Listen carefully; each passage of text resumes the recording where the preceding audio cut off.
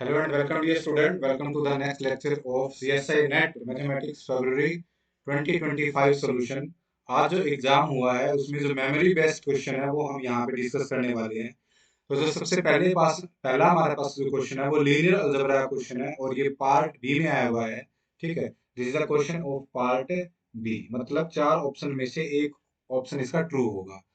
तो स्टेटमेंट है क्वेश्चन की, let A is equal to this, एक 3 by 3 की मैट्रिक्स हमें गिवन है जिसमें ए बी और सी है वो अननोन्स है। सच दैट कंडीशन इस पे क्या है कि A into B into C है, उनकी वैल्यू 1 है। ठीक है, product of A B C is 1 and then we construct another matrix B which is equal to a plus a square plus a cube. Then which of the following is true? First option is determinant of B is equal to 1. Second option is determinant of A is equal to 0. Third option is determinant of B is equal to 2 and fourth option is rank of B square is equal to 1. तो third और fourth में rank पूछा हुआ है उसने। तो इसके solution को करते हैं हम। तो इसके सोल्यूशन को करने के लिए हम जनरल नहीं करेंगे इस क्वेश्चन को। इसको सोल्व करने के लिए हम ए बी और सी की कुछ पार्टिकुलर वैल्यू एज्यूम कर लेंगे।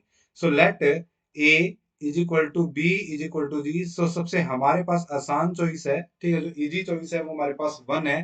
तो इसमें हमने ए बी सी की वैल्यू 1 ले ली, जो इस कंडीशन को भी सेटिस्फाई कर रही है कि ए बी सी की प्रोडक्ट कितनी है, 1 है।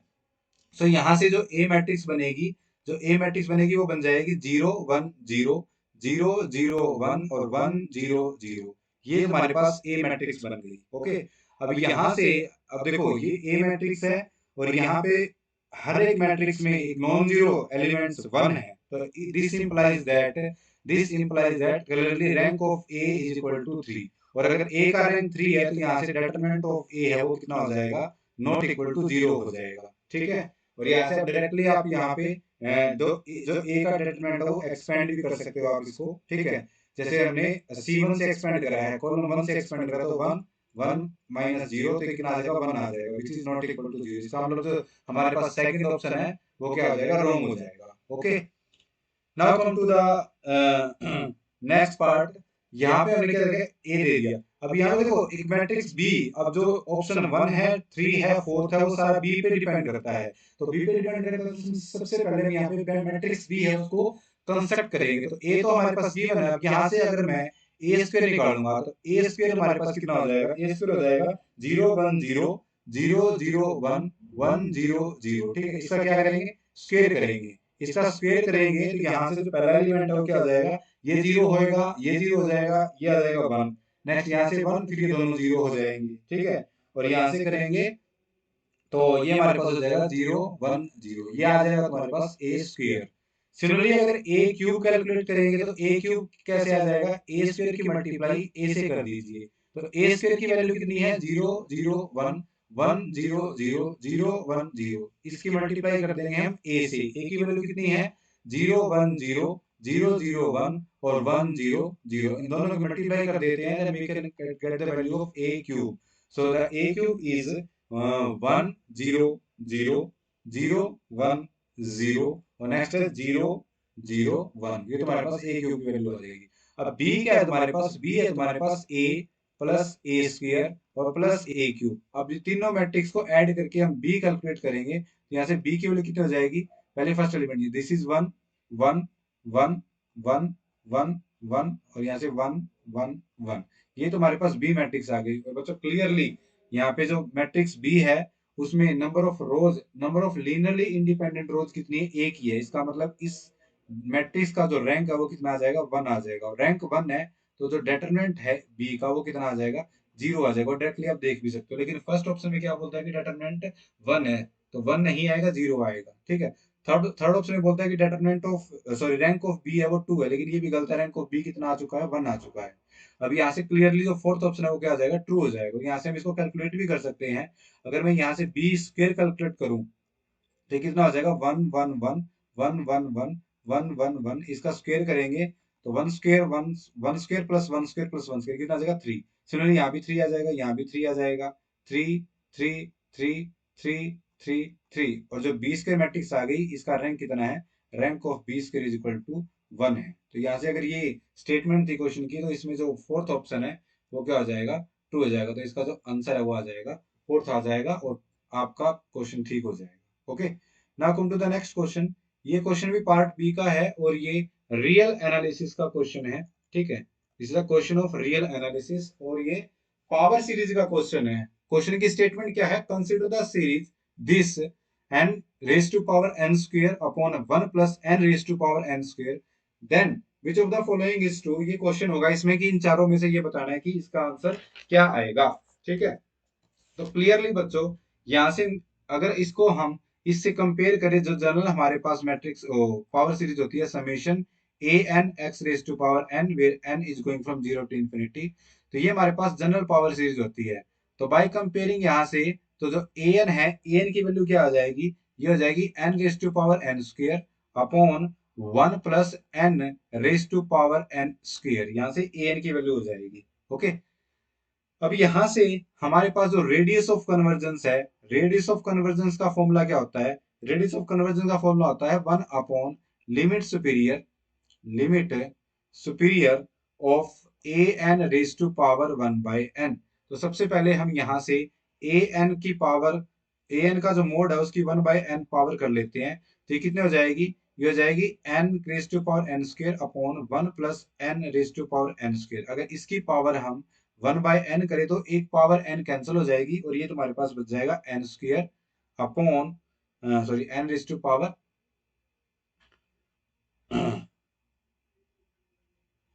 N raise to power N हो जाएगी, एक पावर कट गई ना एन स्क्र से, और ये हो जाएगी 1 plus N raise to power N. इकट्ठा लिख सकते हैं हम इसको N upon 1 plus N raise to power N ऐसे भी लिख सकते हैं। नाउ हम लिमिट निकालते हैं इसकी। Limit N tends to infinity a N raise to power 1 by N, तो ये जाएगी तुम्हारे पास limit N tends to infinity, इसको हम ऐसे लिख सकते हैं 1 plus n minus 1 upon 1 plus N raise to power n, ठीक है। 1 ऐड कर दिया, 1 सब्ट्रैक्ट कर दिया। Now this can be written as limit N tends to infinity 1 minus 1 upon N plus 1 raise to power N, और ये shortcut फॉर्मूले से जो इसका आंसर वो क्या आता है? E raise to power limit N tends to infinity minus n upon N plus 1, और ये कितनी, इसकी लिमिट कितनी हो जाएगी? 1 हो जाएगी। तो it's e raise to power minus 1 which can be written as 1 by e. तो यहां से जो रेडियस ऑफ कन्वर्जेंस है, तो रेडियस ऑफ कन्वर्जेंस है वो हो जाएगी 1 अपॉन ई, तो इट्स अगेन ई। तो रेड और ई कितना होता है? 2.71828 के आसपास होता है, ठीक है। तो यहाँ से अगर हम सर्कल लिखे, तो यहाँ से ये अगर इसकी रेडियस ऑफ कन्वर्जेंस है, मतलब यहाँ पे जो ये है, ये कितनी हमारे पास 2.71828 है। तो यहाँ से ऑप्शन में आते हैं, तो बोलता है रेडियस ऑफ कन्वर्जेंस है वो तुम्हारे पास कितनी है? 1 बाई ई है, लेकिन हमारी कितनी आई है? ई आई है। तो इसका मतलब जो ए ऑप्शन है वो क्या हो जाएगा? गलत हो जाएगा। सेकंड ऑप्शन बोलता है कि convergent for x is equal to 3। अब x इज इक्वल टू 3 है, वो इस सर्कल के बाहर आएगा, यही यहाँ कहीं पे x इज इक्वल टू 3 आएगा, ठीक है। x इज इक्वल टू 3 है, तो लेकिन कन्वर्जेंस एरिया तो ये है तुम्हारे पास, इसका मतलब 3 पे क्या हो जाएगी? डाइवर्जेंट हो जाएगी। इसका मतलब जो ऑप्शन बी है वो भी क्या हो जाएगा? रॉन्ग हो जाएगा। Now come to the option C. Option C में बोलता है कि convergent for x is equal to 5। Similarly जैसे हमने सेकंड ऑप्शन को इनकरेक्ट किया है, x इज इक्वल टू 5 कहाँ होगा? यहाँ पे x इज इक्वल टू 5 होगा, और ये भी डाइवर्जेंट एरिया में है। सर्कल के अंदर कन्वर्जेंट होगी और सर्कल से बाहर क्या होगी? डाइवर्जेंट होगी। इसका मतलब x इज इक्वल टू 5 पे क्या हो जाएगी? डाइवर्जेंट हो जाएगी। लेकिन ऑप्शन सी में वो क्या बोल रहा है कि convergent for x is equal to 5। इसका मतलब ऑप्शन सी भी क्या है? गलत है। इसका मतलब जो ऑप्शन डी है वो क्या हो जाना चाहिए? करेक्ट हो जाना चाहिए। और यहाँ पे है भी ये, क्योंकि जो x का जो मोड है वो क्या दे रखा है? 1/2, यानी x की वैल्यू -1/2 से लेके 1/2 के बीच में रहेगी, ठीक है। और ये तुम्हारे पास यहाँ पे ये -1/2 होगा और ये 1/2 होगा, तो इस वैल्यू के लिए सीरीज हमारे पास क्या कन्वर्जेंट है। इसका मतलब जो ऑप्शन फोर्थ है, ठीक है, जो डी ऑप्शन है वो क्या हो जाएगा? करेक्ट हो जाएगा। तो this is the simple question asked in today's exam which is very easy. आप इसको इजिली कर सकते हो, तो ये एग्जाम में आया हुआ था, ठीक है। Now come to the next question. तो ये हमारे पास क्वेश्चन है, ये जो ऊपर वाला क्वेश्चन हमारे पास जो सेकंड क्वेश्चन था वो तो था हमारे पास नंबर सीरीज का, ठीक है। ये है सीरीज ऑफ फंक्शन या सीक्वेंस ऑफ फंक्शन का क्वेश्चन पूछा हुआ है, और इस टाइप के 2-3 क्वेश्चन एग्जाम में आ रखे हैं। आई थिंक 2 क्वेश्चन तो है ही एग्जाम में। तो आई थिंक ये जो क्वेश्चन है ये पार्ट बी से क्वेश्चन पूछा गया है, और पार्ट बी से है, तो इसमें हमने जो फंक्शन दे रखा है इसकी हमने पॉइंट वाइज कन्वर्जन और यूनिफॉर्मली कन्वर्जन को डिफाइन करने की पॉइंट वाइज है, यूनिफॉर्मली है या नहीं है, ठीक है। Now come to the solution part. Solution part पे आते हैं इसके। तो अब देखो तो यहाँ पे क्या दे रखा है, यहाँ से जो हमें सीक्वेंस ऑफ फंक्शन दे रखी है वो दे रखी है fn, ठीक है, x is equal to nx 1 minus x raise to power n। Okay, तो यहाँ से सबसे पहले हम f ऑफ x कैलकुलेट करते हैं, पॉइंट वाइज कन्वर्जन चेक करते हैं, which is equal to f of x is equal to limit n tends to infinity f n x, ठीक है। तो यहाँ से करेंगे तो limit n tends to infinity f n x की वैल्यू कितनी है, nx 1 minus x raise to power, interval हमें क्या गिवन है, इंटरवल हमें गिवन है 0 से लेके 1 तक।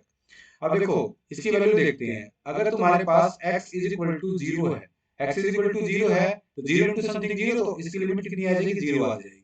अगर x 1 है तो ये वाला पार्ट कितना हो जाएगा, 0 हो जाएगा, तो अभी भी इसकी वैल्यू कितनी आ जाएगी, 0 आ जाएगी, ठीक है। तो यानी बाउंड्री पॉइंट पे जो f ऑफ x की वैल्यू है वो 0 आ रही है, ठीक है। नाउ अगर x हमारे पास 0 और 1 के बीच में है, this implies that 1 minus x है वो भी 0 और 1 के बीच में होगा, तो यानी जो ये वैल्यू हमारे पास limit n tends to infinity nx, अब देखो ये जो वैल्यू है ये किसको टेंड करेगी, 0 को टेंड करेगी। अगर 1 माइनस x की वैल्यू 0 और 1 के बीच में है, इसका मतलब 1 minus x raise to power n tends to 0 as n tends to infinity, ठीक है। और यहाँ पे because this 1 minus x raise to power n is dominate, ठीक है, dominated the value of n, इसका मतलब इसका आंसर है 1 minus x raise to power n, लेकिन आ जाएगा 0 आ जाएगा। यानी दिस इंप्लाइज दैट जो तुम्हारे पास जो f ऑफ x की वैल्यू है कितनी आ जाएगी, 0 आ जाएगी। And this implies that f is point wise convergent, point wise convergent हो जाएगा, ठीक है। नाउ अब हमें ये चेक करना है कि ये यूनिफॉर्मली कन्वर्जेंट है या नहीं है। और यूनिफॉर्मली कन्वर्जेंस के लिए हम ऑलवेज एमएन टेस्ट का यूज करते हैं। एमएन टेस्ट से हम ये बता देते हैं कि ये यूनिफॉर्मली कन्वर्जेंट होगा या नहीं होगा। So what is the value of MN in MN test, the value of MN is supremum of x belongs to जो गिवन इंटरवल है 0,1, और वैल्यू किसकी, fnx mod of fnx minus f of x, and the value of f of x is 0. Now putting the value of f of x, we can get the value of mn, which is x belongs to 0,1. What is the value of fnx? It is given nx into 1 minus x raised to power n.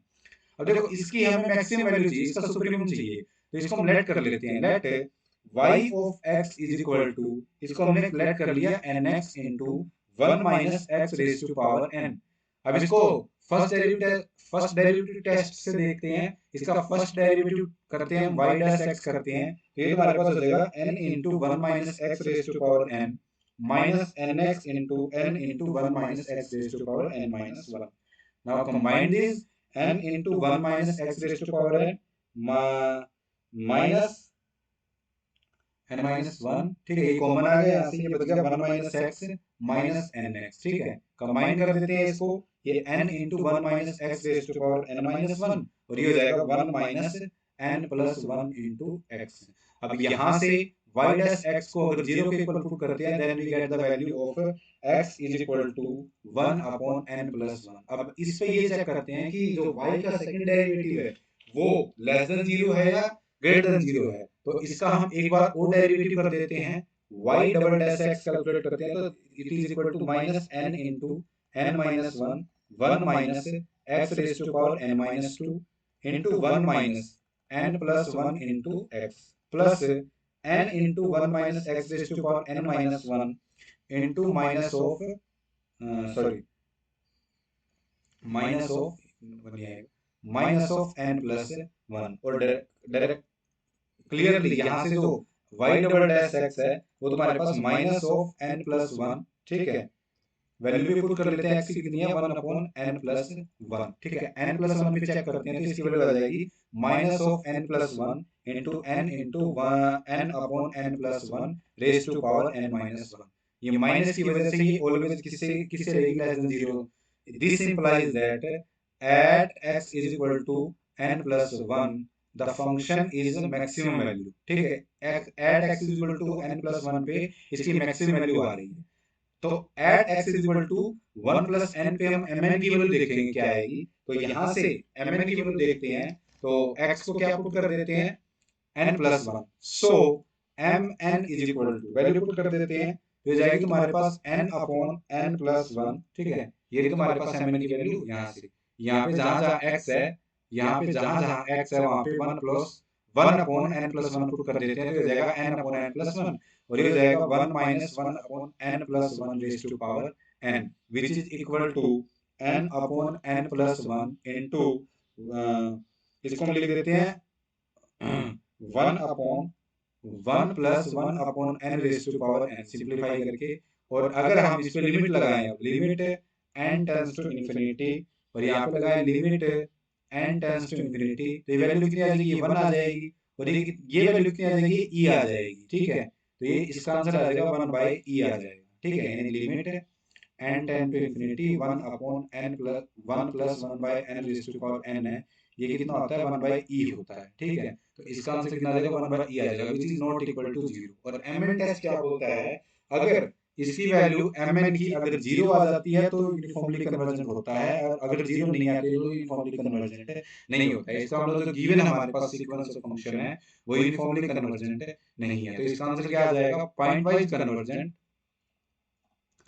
Point wise convergent, ठीक है, and not uniformly convergent, not uniformly convergent. और ये तुम्हारे पास option है, ये पहला ही option है ए, ये किसी भी नंबर पे दे रखा हो, यानी जो ऑप्शन बी है वो गलत हो जाएगा, सी गलत हो जाएगा, डी गलत हो जाएगा, तो इसका जो करेक्ट आंसर है वो ए बनेगा। यानी जो गिवन सीक्वेंस ऑफ फंक्शन है वो पॉइंट वाइज कन्वर्जेंट तो होगी लेकिन यूनिफॉर्मली कन्वर्जेंट नहीं होगी। ये भी पार्ट बी का आसान सा क्वेश्चन था, इसको आप इजीली कर सकते हो।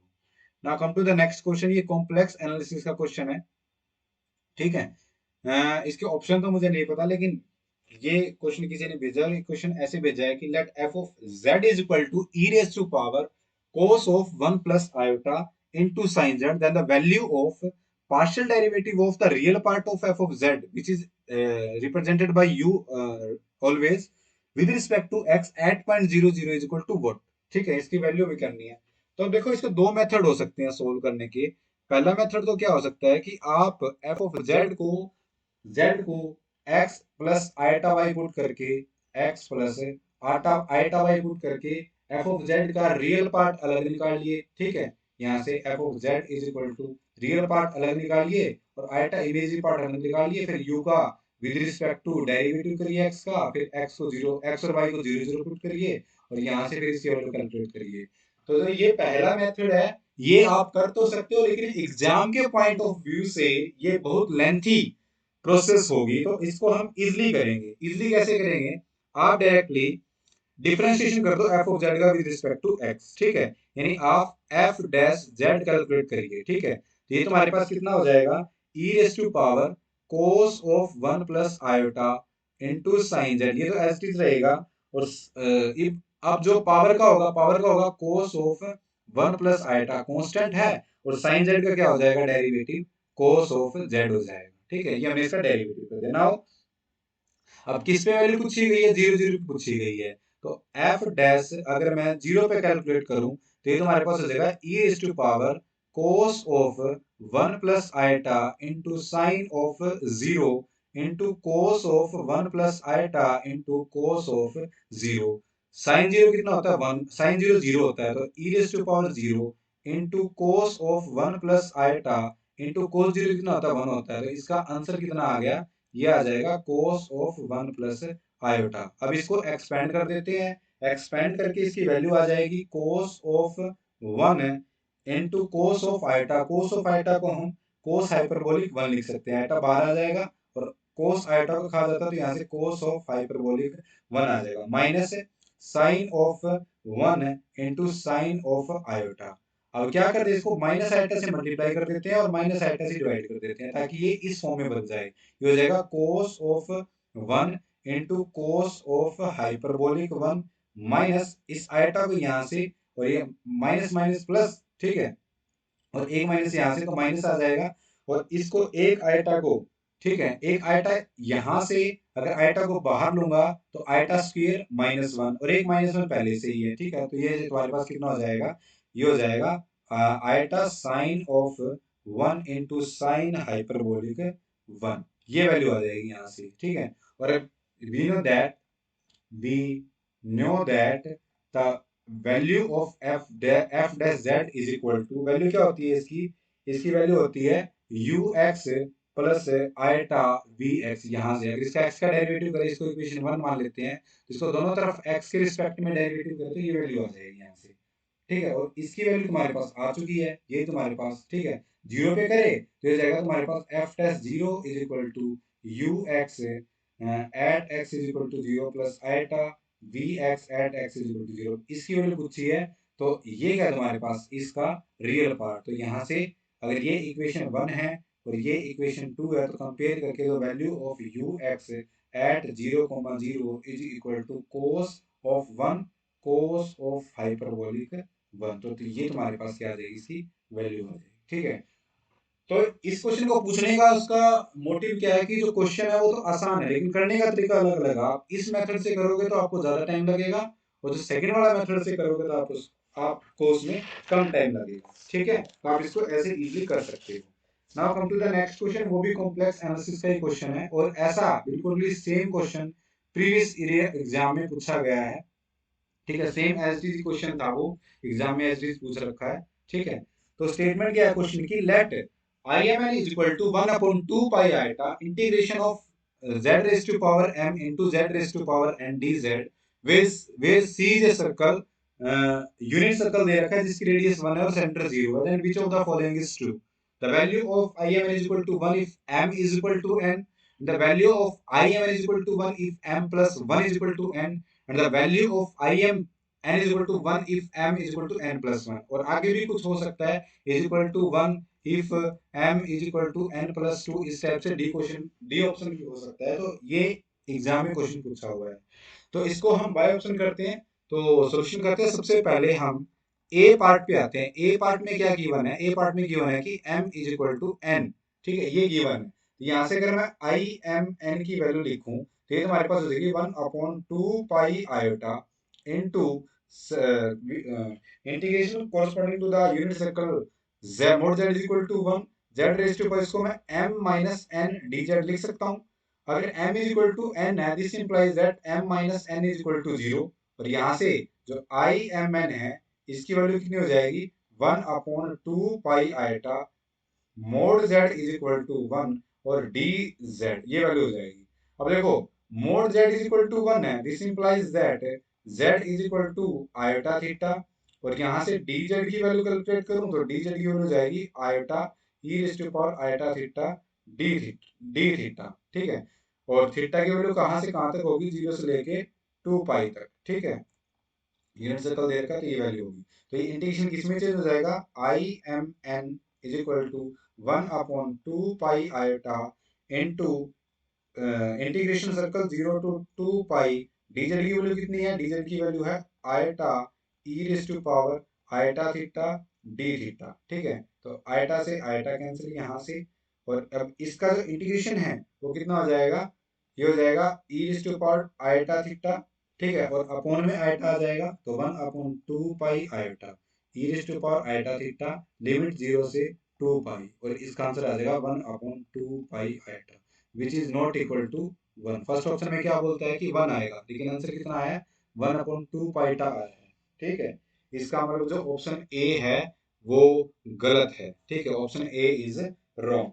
Now come to the next option, next option part B, ठीक है। सेकंड ऑप्शन में क्या दे रखा है, सेकंड ऑप्शन में हमें m प्लस n की वैल्यू m प्लस 1 की वैल्यू n दे रखी है, this implies that m minus n की वैल्यू कितनी हो जाएगी, -1 हो जाएगी, ठीक है। तो पुट कर देते हैं, so the value of I m n is equal to 1/2 pi iota integration z raise to power m minus n into d z, ये है ना। और सर्कल क्या दे रखा है, mod z is equal to 1। तो यहाँ से वैल्यू कैलकुलेट कर वैल्यू पुट कर देते हैं 1/2 पाई आयोटा, और यहाँ से ये हो जाएगा तुम्हारे पास mod z is equal to 1 के कॉरस्पॉन्डिंग m माइनस n की वैल्यू कितनी है, -1, तो z रेज टू पावर -1, ठीक है, into d Z. Value put कर देते हैं, z की ये रही और डी जेड की ये रही यहाँ से, तो ये जाएगा हमारे पास 1/2 pi iota into integration 0 to 2 pi ठीक है। Z raise to power minus one का मतलब क्या है, वन अपॉन जेड और one upon e raise to power iota theta. D z की वैल्यू कितनी है, iota e raise to power iota theta d theta. E raise to power iota theta से e raise to power iota theta cancel, ये हो जाएगा 2 pi - 0 into iota upon 2 pi iota. इसका answer आ जाएगा 2 pi iota upon 2 pi iota which is equal to 1। इसका मतलब जो सेकंड ऑप्शन है वो तुम्हारे पास सही है। ठीक है, यानी आई एम एन की वैल्यू 1 हो जाएगी if m plus n is equal to n है तो। ठीक है, now come to the next part. C part में क्या पूछ रखा है, सी पार्ट में बोलता है कि अगर m plus one is equal to, sorry m is equal to n plus one हो जाए, यानी m माइनस n की वैल्यू कितनी हो जाए, 1 हो जाए, और 1 हो जाएगी तो आई एम एन की वैल्यू कितनी हो जाएगी, आई एम एन की वैल्यू हो जाएगी 1 upon 2 pi iota integration mod z is equal to 1 z into d z. और यहां से mod z is equal to 1, ठीक है, ये सर्कल है, यहाँ से mod z is equal to 1 है विद रेडियस 1। ठीक है, और इसमें तुम्हारे पास जो z है वो क्या हो जाएगा, कॉन्टिन्यूअस होता है। ठीक है, एनालिटिक होता है, तो बाय बाय कोची थ्योरम इस इंटीग्रेशन की वैल्यू कितनी हो जाएगी, 0 हो जाएगी, डायरेक्टली 0 हो जाएगी, या फिर जैसे हमने ऑप्शन ए में या ऑप्शन बी में चेक किया वहां से करोगे तो वैल्यू कितनी हो जाएगी, 0 हो जाएगी। तो ये हो जाएगा 1 अपॉन 2 पाई आयटा इंटू 0। तो आंसर कितना आ जाएगा, 0 आ जाएगा which is not equal to 1। इसका मतलब जो सी ऑप्शन है वो भी क्या है, रॉन्ग है। और इसी टाइप से जो डी ऑप्शन होगा वो भी रॉन्ग होगा। अगर ये पार्ट बी में पूछा गया है क्वेश्चन तो इसका एक ही आंसर होगा और वो हो जाएगा तुम्हारे पास ऑप्शन नंबर बी, और आपका ये क्वेश्चन हो जाएगा सही। ठीक है, now come to the next question. ठीक है, वो तुम्हारे पास रियल एनालिसिस का क्वेश्चन है। ये कोई ऐसा क्वेश्चन एग्जाम में पूछते ही पूछते हैं। ठीक है, कई बार एग्जाम में ऐसे पूछा हुआ है क्वेश्चन ये। ठीक है, तो क्वेश्चन है तुम्हारे पास, टू वेरिएबल में हमारे पास एक फंक्शन की वैल्यू दे रखी है f of x is equal to x y is equal to x upon mod of x into under root x square plus y square when x is not equal to 0। ठीक है, and 0 if x is equal to 0। और चार option दे रखे हैं यहाँ पे। चार option में दे रखा है कि अगर तुम्हारे पास चार ऑप्शन देखे कि वो कॉन्टिन्यूअस है फंक्शन, ठीक है, या डिफरेंशिएबल है, पार्शियल डेरिवेटिव एग्जिस्ट करते हैं नहीं करते, ठीक है, ये, और या फिर एग्जिस्ट करते हैं या नहीं करते। ठीक है, तो ये एक एग्जाम में क्वेश्चन दे रखा है।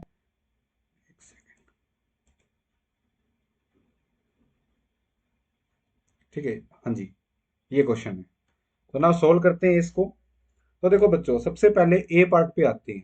ठीक है, ए पार्ट पे आते हैं इसके। ए में क्या दे रखा है, ए पार्ट में फंक्शन कॉन्टिन्यूअस पूछ रखा है 0 0 पे। ठीक है, तो 0 0 पे कॉन्टिन्यूअस पूछ रखा है, तो कॉन्टिन्यूटी की क्या डेफिनेशन होती है कि लिमिट की वैल्यू और फंक्शन की वैल्यू इस पे सेम। ठीक है, तो limit x comma y approaches to 0 0 of f of x comma y which is value of at 0 0, ये सेम होगी तो कॉन्टिन्यूअस होगा, अदरवाइज कॉन्टिन्यूअस नहीं होगा। ठीक है, तो ये आई थिंक ऐसे होगा ये।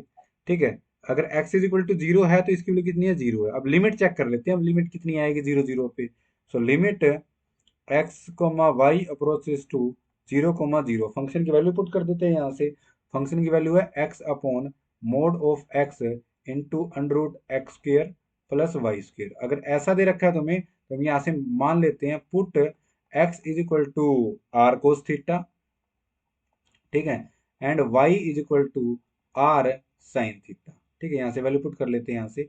तो यहाँ से जो लिमिट है, अगर x और y 0 0 को अप्रोच कर रहे हैं और x और y को हमने ये मान लिया है, तो r किसको अप्रोच करेगा, 0 को अप्रोच करेगा। ठीक है, और x की वैल्यू कितनी हो जाएगी, r cos of theta upon r of cos of theta का मोड, और यहाँ से कितना हो जाएगा, ये हो जाएगा r square into cos square theta plus sine square theta. ठीक है, which is equal to limit r approaches to 0। ठीक है, r upon r cos theta upon r cos theta का मोड, और ये कितना हो जाएगा, आर हो जाएगा। अब देखो, अब यहां से जो r cos theta upon mod of r cos theta का मोड है, इसकी वैल्यू या तो क्या होगी, 1 होगी, या कितनी हो सकती है, -1 हो सकती है। लेकिन आर किसको अप्रोच कर रहा है, 0 को। अगर आर 0 को अप्रोच कर रहा है और इसकी वैल्यू आइदर 1 और -1 हो सकती है, तो कंप्लीट जो लिमिट है वो कितनी आ जाएगी, 0 आ जाएगी, which is equal to f of 0 0। And this implies that f is continuous at 0,0। इसका हम लोग जो पहला ऑप्शन है वो क्या हो जाएगा, ट्रू हो जाएगा। आई थिंक ये पार्ट सी का क्वेश्चन है, ठीक है। जो पहला ऑप्शन है वो क्या हो जाएगा, ट्रू हो जाएगा। Now come to the next part. Part B में जाते हैं। तो यहाँ पे क्या पूछा गया है, इसके पार्शियल डेरिवेटिव पूछे गए हैं, ठीक है। पार्शियल डेरिवेटिव पूछे गए हैं, तो पार्शियल डेरिवेटिव है तो यहाँ से हम इसका partial derivative with respect to x calculate करते हैं सबसे पहले, यानी f of x at comma zero comma zero at point zero comma zero which is equal to limit s ten to zero f of h comma zero minus f of zero comma zero upon h. Now putting the value of f of h comma 0 and f of 0 comma 0 which is equal to limit h approaches to 0 h upon mod of h into under root h square plus 0 का square minus 0,0 पे value कितनी है, 0 है, ठीक है यहाँ पे, ठीक है, upon h which is equal to limit h approaches to 0 h upon mod of h into h square का अंडर रूट है तो यहाँ से mode of H upon H हो जाएगा। ये इससे कैंसिल, ये इससे कैंसिल, आंसर कितना आ जाएगा, 1 आ जाएगा। एग्जिस्ट करता है, ठीक है, विद रिस्पेक्ट टू एक्स अगर पार्शियल डेरिवेटिव किया हमने तो एग्जिस्ट कर रहा है। सिमिलरली हम विद रिस्पेक्ट टू वाई भी कैलकुलेट कर सकते हैं। तो f y 0,0 which is equal to limit k approaches to 0 f of 0, k minus f of 0,0 upon के, ठीक है, वैल्यू पुट कर देते हैं which is equal to limit k approaches to 0। तो 0, के पे यहाँ पे 0 इंटू समथिंग 0 हो जाएगा, यानी इसकी वैल्यू एफ ऑफ 0, के की वैल्यू कितनी हो जाएगी, 0। और 0 पे कितनी वैल्यू है, 0 है, अपॉन के, तो इट्स 0 अपॉन के और आंसर कितना आ जाएगा, 0 आ जाएगा, ठीक है, क्लियर है। तो यहाँ से दोनों पार्शियल डेरिवेटिव एग्जिस्ट करते हैं, इसका मतलब जो ऑप्शन बी है वो भी क्या हो जाएगा, ट्रू हो जाएगा, ठीक है। अब देखो दोनों पार्शियल डेरिवेटिव एग्जिस्ट करते हैं और पार्शियल डेरिवेटिव से ही हम इसका टोटल डेरिवेटिव निकालते हैं यहाँ से।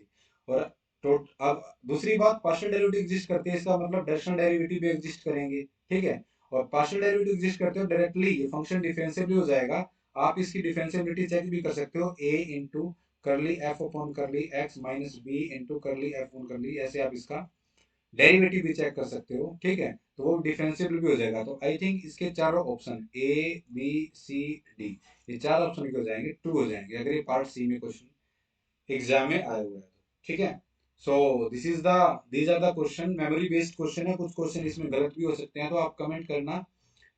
अगर किसी क्वेश्चन में इंप्रूवमेंट है तो कमेंट के द्वारा मैं आपको बताऊंगा कि उसमें क्या क्वेश्चन में क्या इंप्रूवमेंट हो सकती है। अगर इसके अलावा भी आपके पास अगर और बहुत सारे क्वेश्चन है जो आपको पता है, आपको याद है, तो इस नंबर पे मुझे व्हाट्सअप करिए 9813155942, ठीक है। प्रवीण कुमार नाम से व्हाट्सएप आएगा, आप इस पे ज्यादा से ज्यादा सीएसआई नेट के पार्ट बी के और पार्ट सी के जो क्वेश्चन हैं वो सेंड करिए, ठीक है। अगर आपको एक दो ऑप्शन भी याद है तो आप मुझे सेंड कर सकते हैं। कुछ एक और क्वेश्चन है लेकिन वो कंप्लीट नहीं है, उनका मतलब पूरी स्टेटमेंट याद नहीं है बच्चों को, तो वो हम नेक्स्ट पार्ट में करेंगे। अगर आप हमें भेज देंगे तो उन सभी को हम नेक्स्ट पार्ट में डिस्कस करेंगे। Thanks for watching. अगर आपको वीडियो अच्छी लगी हो तो वीडियो को लाइक करें, शेयर करें और सब्सक्राइब करें। Thank you for watching.